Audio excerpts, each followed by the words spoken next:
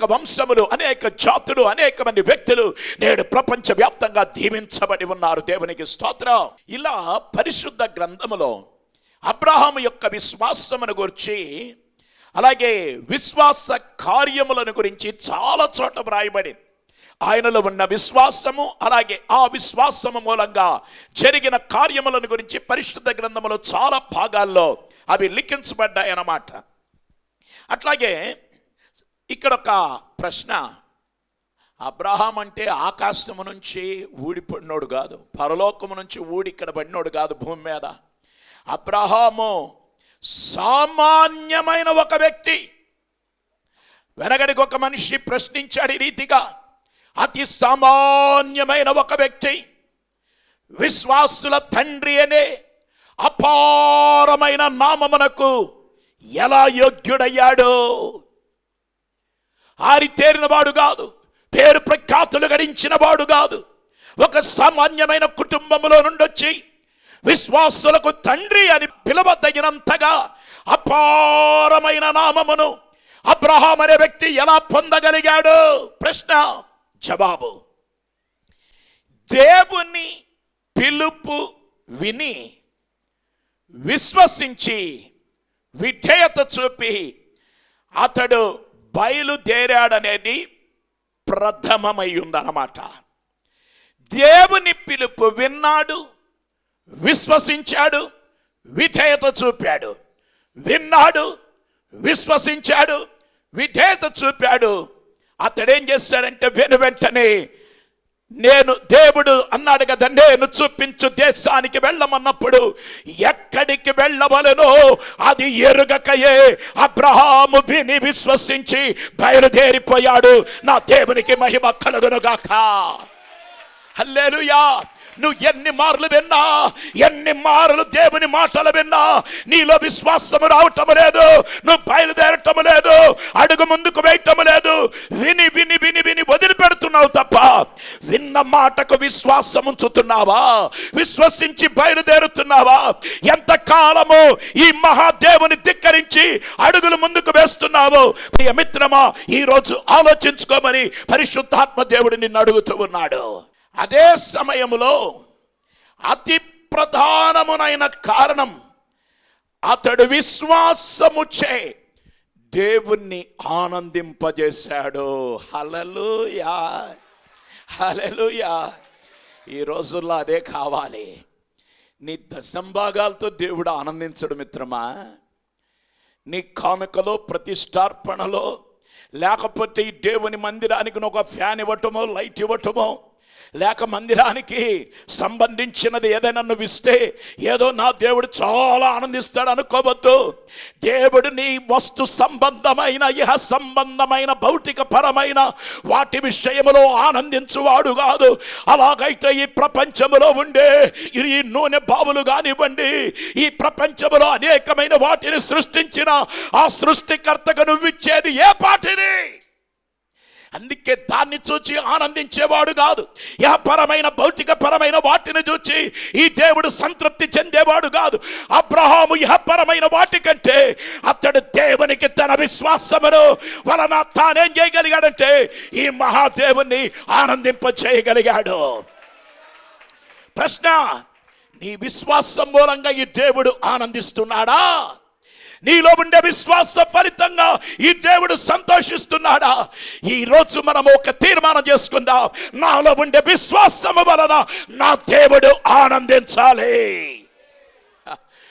శద్రకు, మేషకు, అబేద్నెగో రాజుగారు అక్కడ అగ్నిగుండాన్ని సిద్ధం చేసిన తర్వాత అగ్నిగుండం ఎదురుగా పెట్టుకొని అగ్నిగుండం రెడీగా మండుతున్న తరుణములో ఒకవైపు అగ్నిగుండం, అంతకంటే అగ్నిగుండము కంటే ఎర్రబడిన రాజుగారి కళ్ళల్లోనికి తొంగి చూస్తూ శద్రకు, మేషకు, అబేద్నెగోలు అన్నారు, రాజా అసలు నీకు జవాబు చెప్పాల్సిన కర్మ మాకు బట్టలా? మా దేవుడు ఎవరై ఉన్నాడంటే మమ్మను రక్షించగల సమర్థుడు. క్రైస్తవ బిడ్డ, దేవుని సామర్థ్యమును తక్కువ అంచనా వేయకండి. దేవుని సామర్థ్యమును అణగదొరకకండి. ఏ విషయంలోనైనా ఏ సమయంలోనైనా మన దేవుడు ఎవరై ఉన్నాడంటే సమర్థవంతుడైన దేవుడు. నా దేవుడు చేతగాని దేవుడు కాదు. ఏ అంశమునైనా పరిష్కరించగలిగిన సమర్థవంతుడైన దేవుడు. ఓ హల్లెలూయా. నమ్ముట నీ వలన సాధ్యమవుతే నమ్మువానికి సమస్తము సాధ్యం. రాజు ప్రశ్న మరలా తిరిగి అడగక ముందే మరలా చెప్పాడు కదా, ఒకవేళ ఆయన మమ్మను రక్షించకపోయినా పర్వాలా, నీ బొమ్మకు మాత్రం మేము మొక్కమని చెప్పి కరాఖండిగా తేల్చి చెప్పాడంతే. అగ్నిగుండం కంటే అంతకంటే ఎర్రబడిన మండుచున్న రీతిగా ఉన్న రాజు ఎదుట ధైర్యంగా చెప్పారు. అదే విశ్వాసం, అదే విశ్వాసం, అదే విశ్వాసం. నిన్ను ప్రశ్నించే వారి ఎదుట, నిన్ను విమర్శించే వారి ఎదుట, నీ భక్తిని ప్రశ్నించే వారి ఎదుట, నీ వైపు చూసి వేలెత్తి చెప్పే వాళ్ళ ఎదుట నువ్వు ధైర్యముతో నీ దేవుడు ఎవరో చాటి చెప్పాలి. మన దేవుడు ఎవరో చాటి చెప్పాలి. హల్లెలూయా. నా దేవుడు రక్షించగల సమర్థుడు. రాజుగారి కడుపు మండిపోయి వెంటనే ఆజ్ఞను జారీ చేసి, రాయ్ ఎవరక్కడ? చిత్తం మహాప్రభు. 7 అంతలు పెంచేయమన్నాడు. ఎన్ని అంతలట? Double చేయమనలా, triple చేయమనలా, 7 అంతలు పెంచాలట. ఓ పిచ్చి రాజా, నువ్వు 7 కాదు 700 అంతల అగ్ని నువ్వు పెంచిన 1400 అంతల కృపను నా దేవుడు తన బిడ్డలకు పెంచుతాడని ఎన్నడూ మర్చిపోవద్దు. Praise the lord.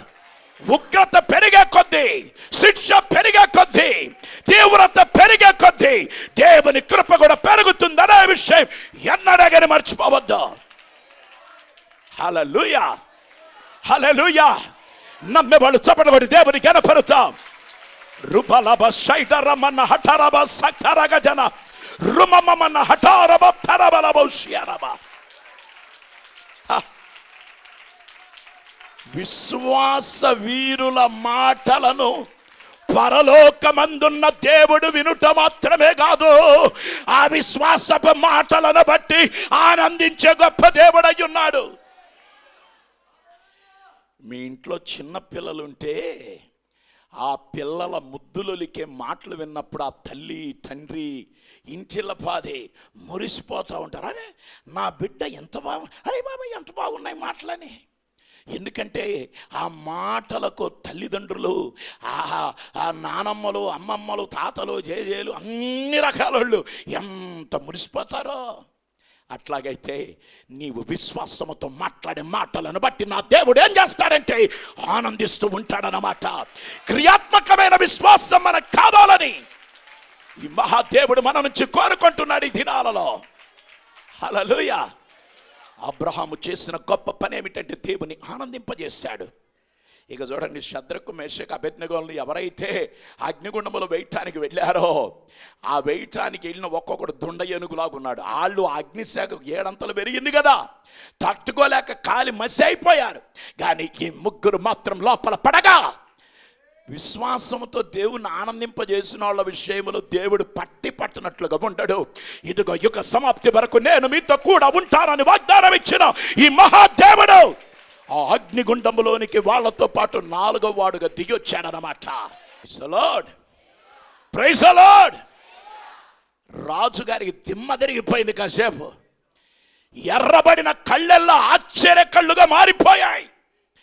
ఈ 2016వ సంవత్సరంలో నీకు విరోధంగా ఎవరైతే నిలబడ్డారో, నీకు విరోధంగా ఎవరైతే మంట పెంచారో, ఎవరైతే విరోధంగా రకరకాలుగా నిలబడ్డారో, వాళ్ళ కళ్ళ ఎదుట చూస్తుండగానే నా దేవుని మద్దతు నీ పక్షంగా ఉందని అర్థం కాబోయే రోజులు రాబోతున్నాయి. ఎంతమంది నమ్ముతున్నారు? ఈ పగటి కాలమందు దేవునికి స్తోత్రం కలుగును గాక. హల్లెలూయా. ఒకానొక టైంలో ఈ అబ్రహాము విగ్రహారాధన చేసుకుంటూ విగ్రహాలకు మధ్య నడుస్తున్న కాలంలో ఒక శుభదినాన ఏం జరిగిందంటే, అబ్రహాముకు మహిమ గల దేవుడు ప్రత్యక్షుడయ్యాడు.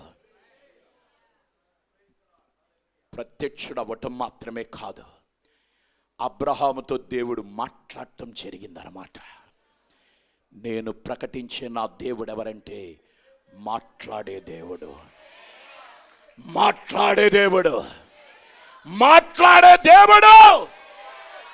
ఎందుకంటే మాటలు చేతగాని రీతిగా కూర్చొని ఉన్నవాడు కాడు. నా దేవుడు మాట్లాడే దేవుడు. అబ్రహాముకు ప్రత్యక్షుడైన దేవుడు ఎవరంటే మహిమగల దేవుడు.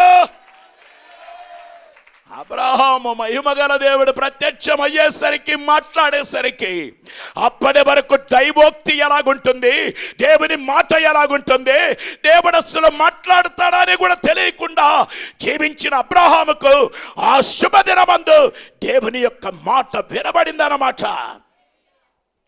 ఆ దేవుణ్ణి అప్పటికే ఆరాధించేటటువంటి ఒక్క వ్యక్తిని గూర్చి కూడా అబ్రహాముకు తెలియని కాలం అది.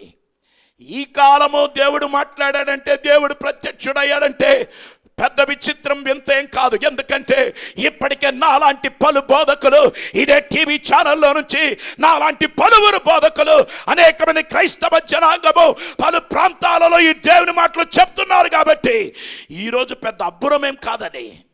కానీ అబ్రహాము దేవుని స్వరం వినే నాటికి, అబ్రహాముకు మహిమగల దేవుడు ప్రత్యక్షుడయ్యే నాటికి ఒక్క విశ్వాసి కూడా, ఈ మహిమగల దేవుని గురించి ఎరిగిన ఒక్కరు కూడా ఉన్న చరిత్ర తనకు తెలియదన్నమాట. జాగ్రత్తగా అర్థం చేసుకోవాలి. ఇక్కడ అబ్రహాముకు తెలియదు అంటే అంతకుముందు లేరా ఉన్నారు, కానీ అబ్రహాం దగ్గరికి వచ్చేసరికి అదేమి తెలియదన్నమాట. అదే సమయంలో ఆ దేవుని వాక్కులు ఇంతగా ఏమి తెలియని అబ్రహాం జీవితంలో ఆ దేవుని మాటలు విన్న మరుక్షణమందు అది విశ్వాసంగా మారిపోయింది. హల్లెలూయా, హల్లెలూయా. ఎక్కడికి వెళ్ళవలెనో తెలియకయే ఆ మాటలు విశ్వాసంగా మారి అతడు బయలుదేరాడు. బయలుదేరిన తర్వాత దేవుడు కూడా ఉన్నందువలన అద్భుతమైన విజయాలు సాధించగలిగాడు. అట్టి విజయం దేవుడు మీకు దయచేయునుగాక. ఆమేన్. దయగలిగిన మా తండ్రి, గొప్ప విజయాలతో నీ ప్రజలను ముందుకు నడిపించండి. యేసు దివ్య నామములు వేడుకొనుచున్నాం తండ్రి. ఆమేన్. విశ్వసించి దేవుని ఆనందింపచేయండి. దేవుడు బహుగా వర్ధిల్ల చేయునుగాక. ఆమేన్. మీ ప్రార్థన అవసరతలకై మమ్మలను సంప్రదించవలసిన మా చిరునామా: పాస్టర్ పిటి వర్గీస్, ప్రేమ సువార్త ప్రార్థనా మందిరం, Bhanunagar, Vijayawada. Phone number 0866253792. Cell numbers 9492883377 మరియు 9493883377.